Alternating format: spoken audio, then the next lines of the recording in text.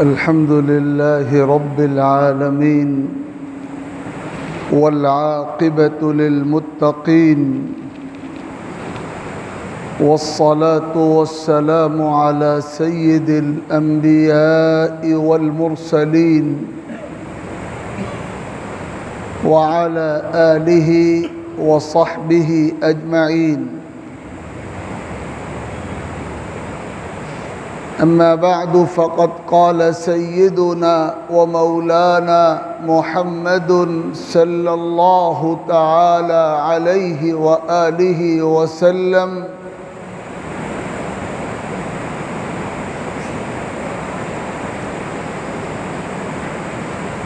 صلاة في مسجدي هذا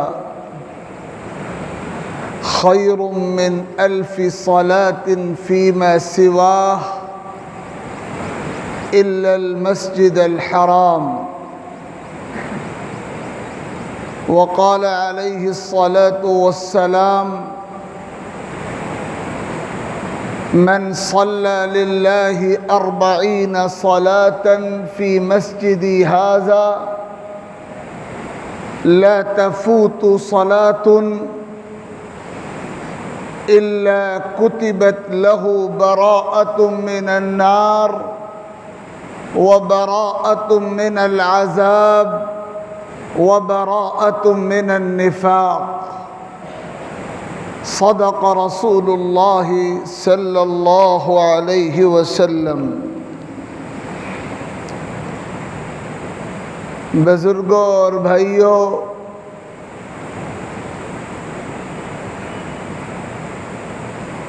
اللہ رب العزت نے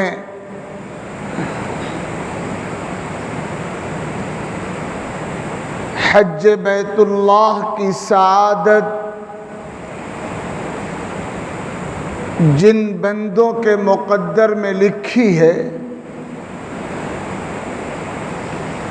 ان کے لیے یہ موقع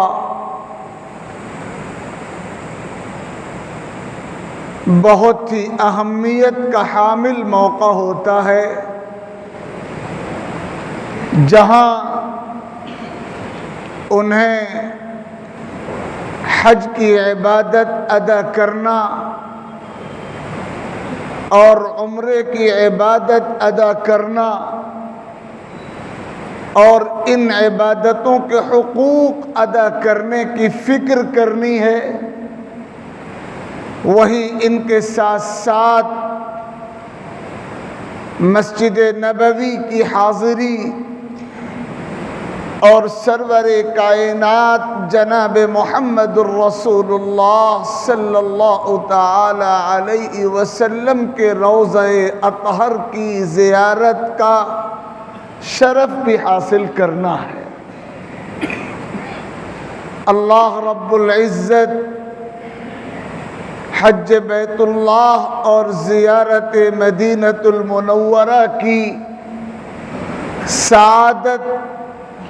حاصل کرنے والے تمام خوش نصیبوں کو مقبول حاضری عطا فرمائے. ہمارے اس دین میں حج بیت اللہ کا کیا مقام و مرتبہ ہے، حج کی کیا اہمیت ہے، اور حج کے حوالے سے ہماری کیا ذمہ داریاں ہیں، گزشتہ ہفتے اس موضوع پر مختصر گفتگو ہو چکی ہے. مکہ المکرمہ کی حاضری کے بعد حجاج کا اور معتمرین کا جو قافلہ ہے، اس کے لیے بنیادی کام مدینۃ المنورہ کی حاضری کا کام ہوتا ہے، اور حج کے سفر پر جانے والے قافلوں کا ایک بڑا حصہ ان افراد پر مشتمل ہوتا ہے جن کے سفر کا آغاز ہی زیارت مدینۃ المنورہ سے ہوتا ہے، اور اس عبادت سے فارغ ہونے کے بعد ان کو حج کے سفر پر جانے کی سعادت نصیب ہوتی ہے۔ عام طور پر اگلے چند دنوں کے بعد ہمارے اس ملک سے اور ملک کے مختلف علاقوں سے حجاج بیت اللہ کے جو قافلے اللہ تعالیٰ کے فضل سے روانہ ہونے والے ہیں، ان میں سے اکثر افراد کے سفر کی ترتیب یہی ہوتی ہے کہ وہ پہلے مدینۃ المنورہ حاضر ہوں گے، مسجد نبوی اور روضہ اطہر پر حاضر ہوں گے، اور وہاں ایک ہفتے سے زائد کا وقت گزارنے کے بعد پھر اپنی اپنی ترتیب کے مطابق مکۃ المکرمہ حاضر ہوں گے۔ یاد رکھا جائے، سرور کائنات جناب محمد الرسول اللہ صلی اللہ علیہ وسلم کی احادیث میں مدینۃ المنورہ کے فضائل، مسجد نبوی کے فضائل، مسجد نبوی میں نماز ادا کرنے کے اجر و ثواب، روضہ اقدس پر حاضری کی فضیلتیں،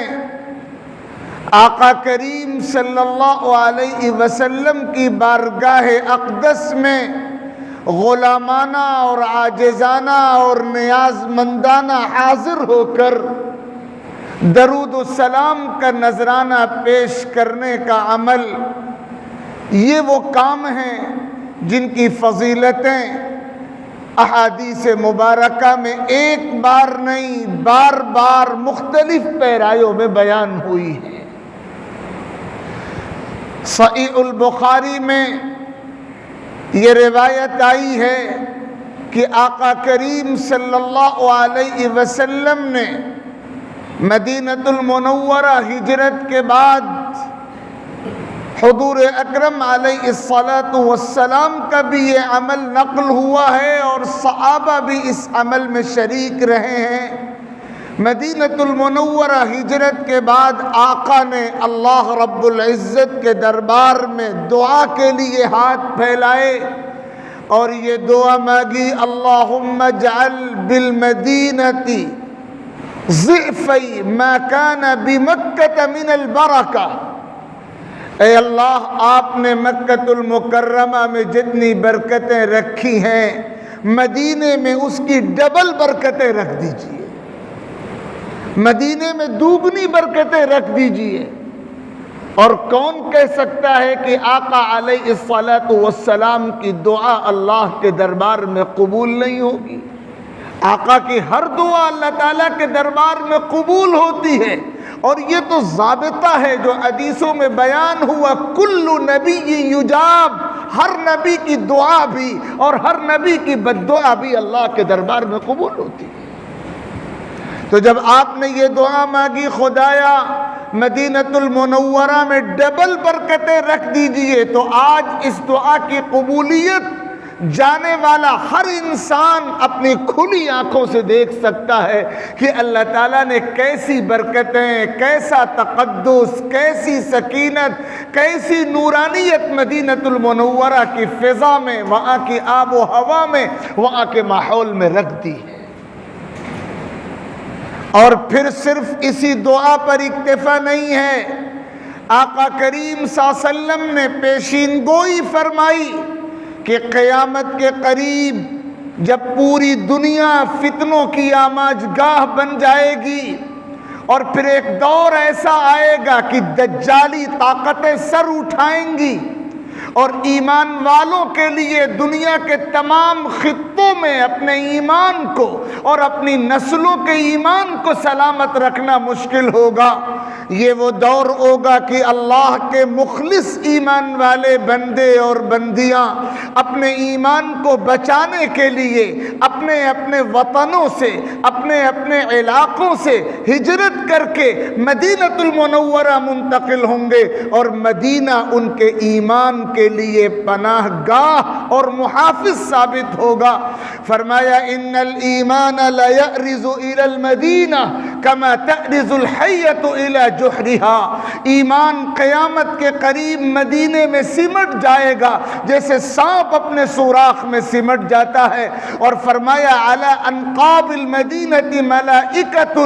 لا يدخلها الطاعون ولا الدجال، اللہ تعالیٰ کے حکم سے مدینے کے تمام راستوں پر حفاظت کرنے والے فرشتوں کی ٹیم تعینات کر دی جائے گی، نہ طاعون داخل ہو سکے گا مدینے میں، نہ کوئی وبا داخل ہو سکے گی مدینے میں، نہ کوئی دجالی طاقت داخل ہو سکے گی مدینے میں۔ اور یہ بھی فرمایا گیا لا يكيد اہل المدینہ احد الا الماء كما ينماع الملء فی الماء، مدینے والوں کے خلاف جو بد نصیب سازش کرے گا اس کی سازش اپنا دم توڑ کر رہے گی اور وہ پگھل جائے گا جیسے نمک پانی میں پگھل جایا کرتا ہے، یعنی وہ اپنا وجود کھو بیٹھے گا۔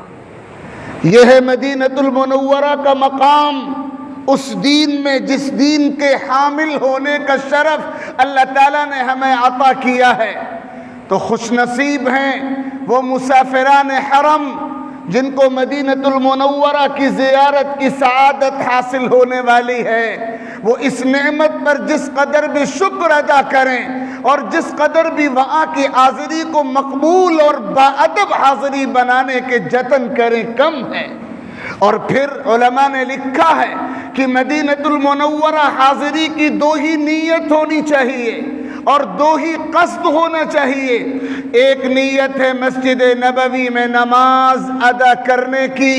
اور دوسری نیت ہے روضہ اقدس پر صلاۃ و سلام پیش کرنے اور غلامانہ اور نیاز مندانہ حاضری کی سعادت حاصل کرنے کی نیت۔ تو مسجد نبوی میں نماز ادا کرنے کی نیت اور روضہ اقدس پہ صلاۃ و سلام پیش کر کے اللہ کے خوش نصیب بندوں میں اپنا نام لکھوانے اور شامل کرانے کی نیت۔ آقا کریم صلی اللہ علیہ وسلم نے فرمایا مسلمانوں یاد رکھو، میری مسجد نبوی میں ایک نماز دوسری مسجدوں کی 1000 نمازوں سے بہتر ہے۔ صرف مسجد حرام کا استثناء ہے کہ مسجد حرام میں تو ایک نماز کا ثواب 1,00,000 نمازوں کے برابر ملتا ہے، لیکن مسجد حرام کے بعد دنیا کی تمام مسجدوں میں سب سے زیادہ فضیلت کی حامل اگر کوئی مسجد ہے تو وہ مسجد نبوی ہے، جہاں ایک نماز کا ثواب 1000 نماز کے برابر ہے۔ اور یہ بھی فرمایا گیا لا تشد الرحال الا الى 3 مساجد، المسجد الحرام والمسجد الاقصى ومسجد اعظم، صرف 3 مسجدیں دنیا کے نقشے پہ ایسی ہیں جہاں اجر و ثواب زیادہ ملا کرتا ہے، اور ان مسجدوں کے قصد سے مستقل ارادہ کر کے سفر کرنا انتہائی فضیلت کا عمل ہے، مقصود ہے، شریعت میں اس کی اجازت بھی دی گئی ہے، اس کو مستحسن بھی قرار دیا گیا ہے۔ ایک تو مسجد حرام اور دوسرے مسجد اقصی اور تیسرے مسجد نبوی۔ اور یہ بھی فرمایا گیا جو اللہ تعالیٰ کو راضی کرنے کے لیے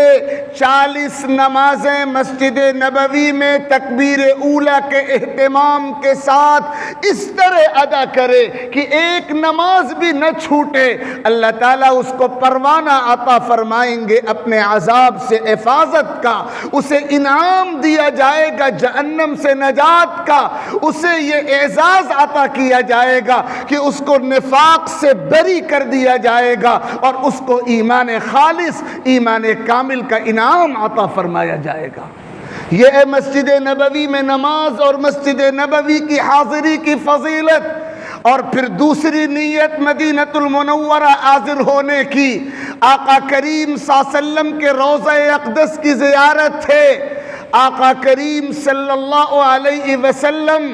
جس مقام پر آرام فرما ہیں، ام المؤمنین سیدتنا حضرت عائشہ صدیقہ رضی اللہ تعالی عنہا کا حجرہ، جہاں آپ صلی اللہ علیہ وسلم آرام فرما ہیں، جسے روضہ اقدس کہا جاتا ہے، اور جس کے سامنے اس دور سے لے کر آج تک لاکھوں غلامانہ حاضر ہوتے ہیں، روتے ہوئے، بلکتے ہوئے، سسکتے ہوئے، تڑپتے ہوئے، ادب کے ساتھ، احترام کے ساتھ، نیازمندی کے ساتھ، عاجزی کے ساتھ، اور اسے اپنے مقدر کی سعادت باور کرتے ہیں۔ علماء نے لکھا ہے کہ آقا جہاں آرام فرما ہیں، وہ جگہ اس پوری کائنات کی سب سے مقدس جگہ ہے، سب سے بابرکت جگہ ہے۔ اور علماء نے یہاں تک لکھا ہے کہ مسجد حرام ہو، عرش الہی ہو، اللہ کی کرسی ہو، ساتوں زمینیں ہوں، ساتوں آسمان ہوں، ان تمام مقامات میں سب سے بہتر مقام وہ ہے، سب سے افضل وہ خطہ زمین ہے جہاں آقا کریم صلی اللہ علیہ وسلم مدفون ہیں، آرام فرما ہے۔ تو روضہ اقدس کی زیارت انتہائی فضیلت والا عمل ہے، انتہائی خوش نصیبی والا عمل ہے۔ آقا کریم صلی اللہ علیہ وسلم فرماتے ہیں، من زار قبری وجبت لہ شفاعتی، جو میری قبر کی زیارت کو آتا ہے اس کے لیے میری شفاعت واجب ہوتی ہے۔ آقا فرماتے ہیں، من حج فزار قبری بعد وفاتی کان کمن زارنی فی حیاتی، جو حج کے سفر پر جاتا ہے اور میری دنیا سے رخصت ہونے کے بعد میری قبر کی زیارت کو آتا ہے، وہ اس خوش نصیب کی طرح ہے جس نے میری زندگی میں میری زیارت کی۔ اور وہ ظالم ہے جو حج کے سفر پر جائے اور مدینے حاضری کے بغیر لوٹ آئے، آقا کی قبر پہ حاضری کے بغیر لوٹ آئے۔ فرمایا گیا روضہ اقدس پہ حاضری دینی ہے اور درود و سلام کا نذرانہ پیش کرنا ہے۔ آقا فرماتے ہیں، ما من رجل يسلم علی الا رد اللہ علی روحی حتی ارد علیہ سلامہ، جو بندہ میرے دربار میں حاضر ہو کر سلام کا نذرانہ مجھے پیش کرتا ہے، اللہ تعالیٰ کی طرف سے مجھے توفیق دی جاتی ہے کہ میں اس کے سلام کا جواب دیتا ہوں۔ فرمایا، من صلی علی عند قبری سمعتہ ومن صلی علی نائیا ابلغتہ، جو میری قبر کے پاس آ کر مجھ پر درود بھیجتا ہے میں اپنے کانوں سے خود سنتا ہوں، اور جو دور سے درود بھیجتا ہے فرشتوں کے ذریعے وہ درود مجھ تک پہنچایا جاتا ہے۔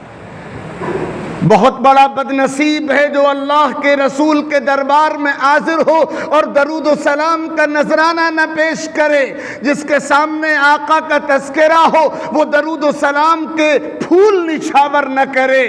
البخیل، بخیل ہے وہ مسلمان جس کے سامنے آقا کا تذکرہ ہو اور وہ درود و سلام کی سعادت سے محروم رہے۔ فرمایا، قیامت کے روز مجھ سے سب سے زیادہ قریب وہ بندے ہوں گے جو مجھ پر کثرت سے درود بھیجنے والے ہوں گے۔ اس کے علاوہ احادیث مبارکہ میں تذکرہ ہے کہ جو مسلمان مدینۃ المنورہ میں حاضر ہو اور وہ اللہ کے دربار میں یہ دعا کرے، اس کی یہ تمنا ہو کہ خدایا میری موت مدینے میں آ جائے، وہ مسلمان سعادت مند ہے۔ حضور پاک صلی اللہ علیہ وسلم فرمایا کرتے تھے، من استطاع ان يموت بالمدینہ فلیمت بها فإنی اشفع لمن يموت بها، جو مدینے میں مر سکے وہ مدینے میں مرے، تمنا کرے، کوشش کرے کہ موت مدینے میں آئے، جس کا انتقال مدینے میں ہوگا میں اس کی سفارش کروں گا۔ حضرت عمر فاروق رضی اللہ تعالی عنہ کی یہ دعا بخاری شریف میں نقل ہوئی ہے، وہ دعا مانگا کرتے تھے، خدایا مجھے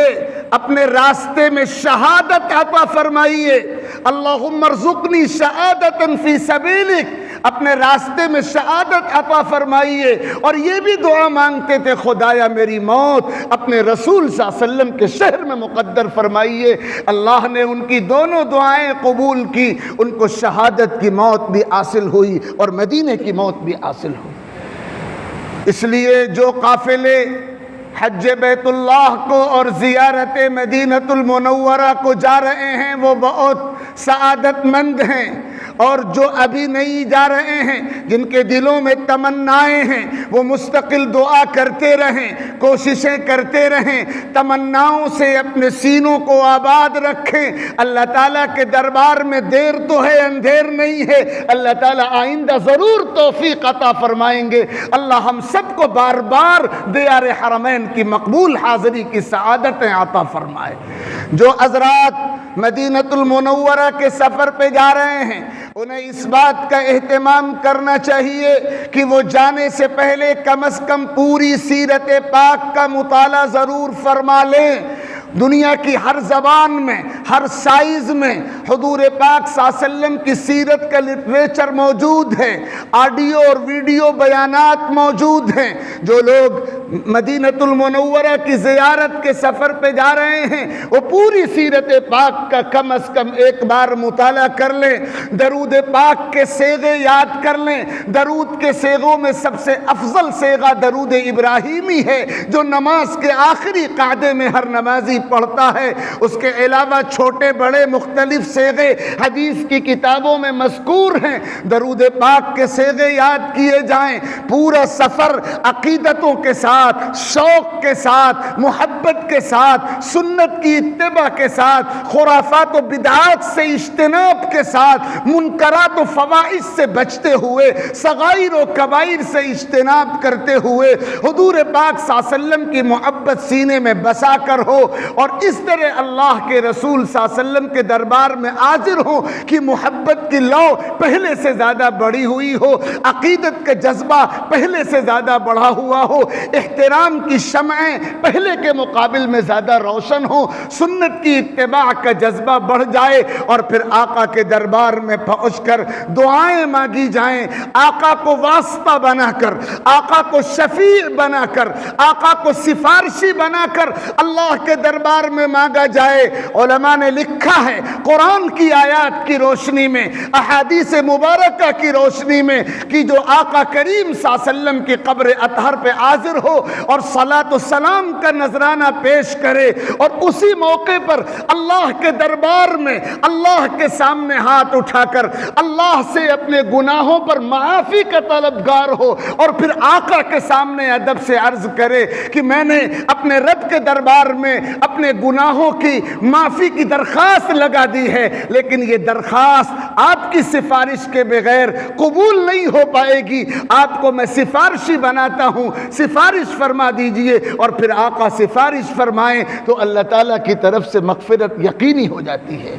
قرآن مجید میں فرمایا گیا وَلَوْ أَنَّهُمْ إِذ ظَّلَمُوا أَنفُسَهُمْ جَاءُوكَ فَاسْتَغْفَرُوا اللَّهَ وَاسْتَغْفَرَ لَهُمُ الرَّسُولُ لَوَجَدُوا اللَّهَ توابا رحیما۔ اگر اللہ کے بندے گناہ کر بیٹھیں اور اے نبی آپ کے دربار میں آئیں اور پھر اللہ سے مغفرت مانگیں اور آپ ان کی سفارش کر دیں، تو اللہ تعالیٰ توبہ قبول فرما لیں گے اور مہربانی کا معاملہ فرمائیں گے۔ اس لیے